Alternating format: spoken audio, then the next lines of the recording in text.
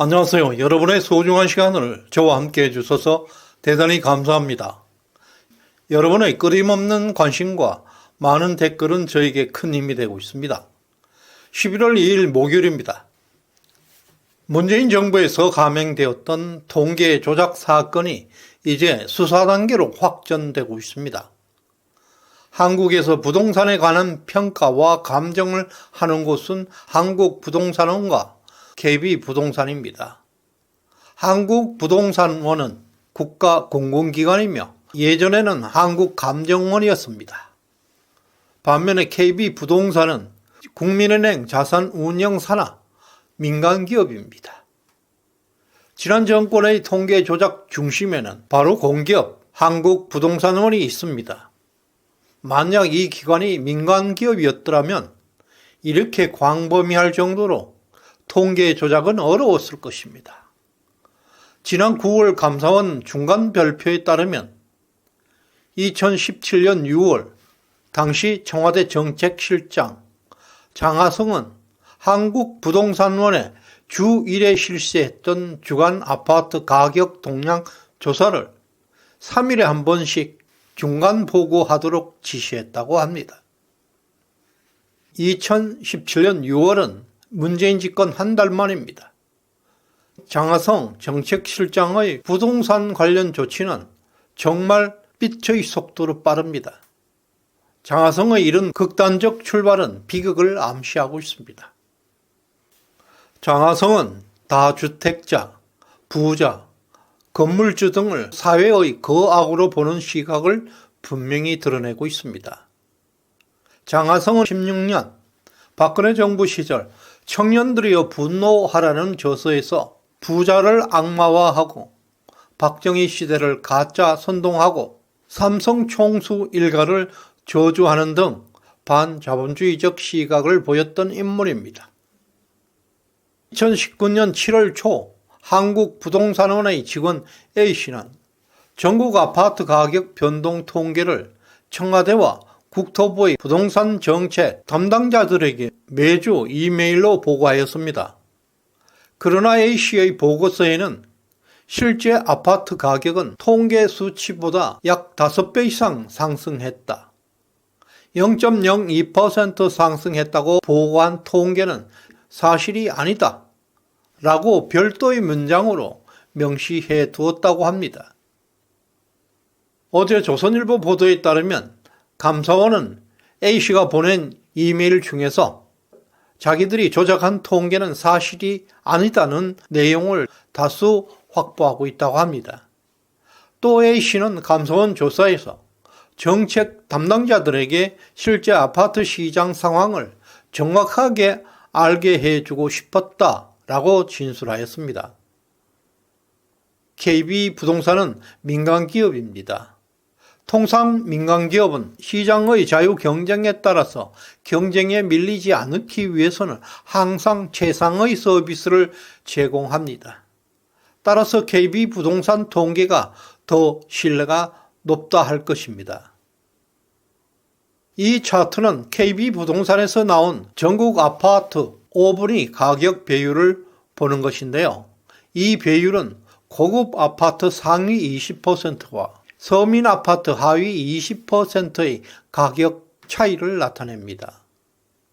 박근혜 정부 시절 고급 아파트의 가격은 서민 아파트 가격의 5배 이하였습니다. 그러나 문재인 집권 초기 4.7배로 시작해서 2021년 말에는 무려 10배를 초과하고 있습니다. 문재인 집권 기간 중에 아파트 시장에서 발생했던 극도의 양극화 현상을 보여주고 있는 증거입니다. 문재인 집권 초기 장하성과 함께 부자를 때려잡고 서민들은 잘 살아보자는 슬로건으로 집권했습니다. 그러나 결과는 부익부 빈익빈의 현상은 더욱 악화되었습니다. 문재인 집권 말기부터 신혼부부와 청년들을 대상으로 전세 사기 사건이 급증하고 있었습니다. 단군 이래 유례없는 사기 사건들입니다. 이 차트에는 녹색은 고급 아파트, 빨간색은 서민 아파트를 의미합니다. 왼쪽 차트에서는 박근혜 정부 당시 2015년을 기준으로 고급 아파트 가격은 문재인 정부에서 230% 폭풍 상승하는 것을 볼 수 있습니다. 반면에 서민 아파트 가격은 박근혜 정부 시절에 비해서 14% 하락한 0.86을 기록하고 있습니다. 그 다음 우측 차트는 전세 가격의 변동률을 나타내고 있는데요. 서민 아파트의 전세 가격은 박근혜 정부 시절에 비해서 197%, 2배에 육박하는 상승률을 보이고 있는 반면에 고급 아파트의 전세 가격은 154% 상승하고 있는 것을 볼 수 있습니다. 서민 아파트의 전세 가격이 폭발적으로 올라갔습니다. 상식적으로 매매 가격보다 높은 전세 가격은 있을 수가 없습니다. 이래서 매매 가격보다 전세 가격이 높은 것을 깡통 전세라고 합니다. 시장 메커니즘을 무시하고 시장에 역행하는 문재인의 무능한 정책의 부작용들입니다. 이것은 문재인 정권이 내놓은 괴물 정책 중의 하나입니다. 문재인 집권 기간에 국가 부채 450조가 증가했다는 사실은 어떤 식으로든 대한민국 내에 450조가 뿌려졌다는 말입니다. 그리고 빈부격차가 점점 심화되었다는 것을 볼 수 있었습니다. 더해서 2013년부터 우리나라는 순채권 국가로 전환되었다는 사실입니다. 이와 같이 대한민국에는 450조라는 엄청난 통화량이 유입되었고 빈부의 격차가 극심해졌고 그리고 순채권국의 지위가 합쳐져 있습니다.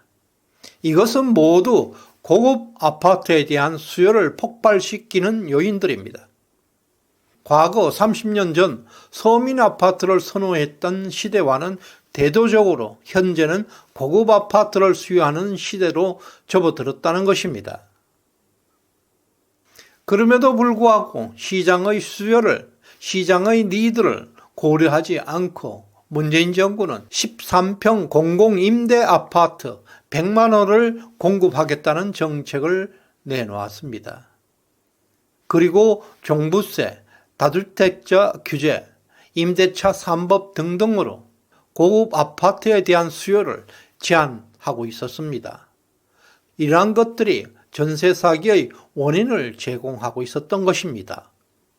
이와 같이 문재인의 잘못된 정책은 부동산 시장은 물론 노동시장과 금융시장도 혼란스럽게 만들고 있습니다. 경제정책의 결과는 하루아침에 나타나기 어렵습니다. 주로 장기간에 걸쳐서 나타나는 경향입니다. 감사원이 최근 발표한 자료를 보게 되면 부동산 통계 조작이 얼마나 광범위하게 이루어져 왔는지 보여주는 데이터가 있습니다. 이 통계 자료는 한국부동산원과 KB부동산에서 발표했던 두 회사 간의 부동산 가격 변동률의 차이를 비교한 것입니다. 빨간색 영역이 굵을수록 폭이 넓을수록 통계 조작이 극심했다는 것을 나타내고 있습니다. 2020년부터 2021년 사이에 빨간색 영역이 폭발적으로 커지고 있는 것을 볼 수 있습니다. 이것이 이 기간 동안 통계 조작이 집중되었다는 뜻입니다. 이 기간에 총 26번의 부동산 대책안을 발표했습니다. 부동산 대책안이 집중적으로 나온 시점과 정확하게 일치하고 있습니다. 중국의 통계 조작은 반면교사입니다. 현재 중국 경제가 급속하게 침몰하고 있어도 특별한 치료 방법이 없습니다. 왜냐하면 중국의 고속 성장에 대한 역사는 그들의 통계 조작으로 인해서 사라져 버렸기 때문입니다. 과거를 지배하는 자가 미래를 지배하고 현재를 지배하는 자가 과거를 지배한다고 했습니다. 문재인 정권에서 통계 조작은 우리 역사를 지워버렸습니다. 끝까지 시청해 주셔서 감사드립니다.